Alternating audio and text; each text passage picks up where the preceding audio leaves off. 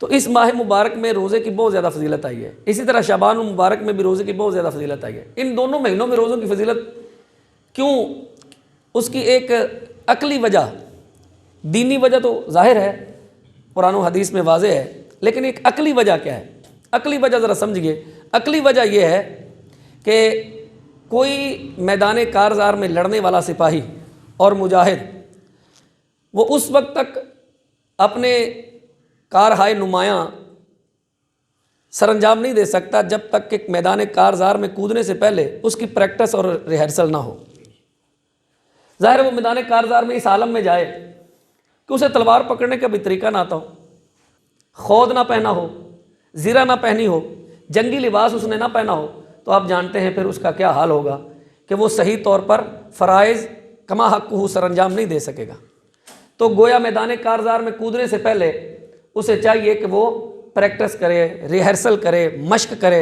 इसी तरह कोई भी काम आप करते हैं तो उससे पहले उसकी प्रैक्टिस या मश्क ज़रूरी होती है। अब रमज़ान मुबारक से पहले रजब में और शाबान में रोज़ों की फजीलत का क्यों जिक्र किया गया?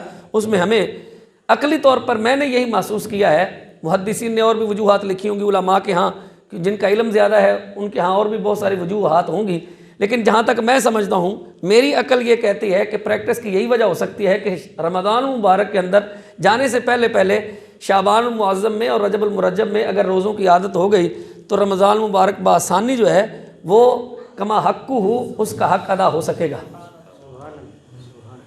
इसलिए रजब मुरज्जब में रोज़ों की फजीलत का कहा गया, शाबान मुअज़्ज़म में रोज़ों की फजीलत का कहा गया, बल्कि रहमत आलम सल्लल्लाहु अलैहि वसल्लम का इरशाद व बरक़ात है। आप फरमाते हैं कि रजब अल्लाह का महीना है, शाबान मेरा महीना है और रमज़ान मेरी उम्मत का महीना है। राजबु शहरुल्लाह, राजबु शहरुल्लाह, रजब अल्लाह का महीना है। व शाबान शहरी, शाबान मेरा महीना है। व रमज़ान शहरु उम्मती, और रमज़ानुल मुबारक मेरी उम्मत का महीना है। तो अब देखिए तीनों निस्बतें कितनी अजीम और कितनी बुलंद हैं। तीनों निस्बतें कि पहली निस्बत क्या है कि रजब अल्लाह का महीना है, तो लिहाजा इसमें रोज़े रखने चाहिए।